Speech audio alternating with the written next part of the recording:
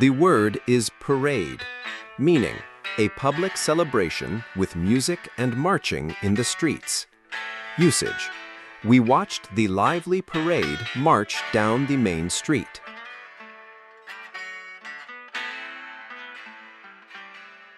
The word is statue, meaning a carved or molded figure of a person or animal. Usage: there is a bronze statue of the hero in the city park.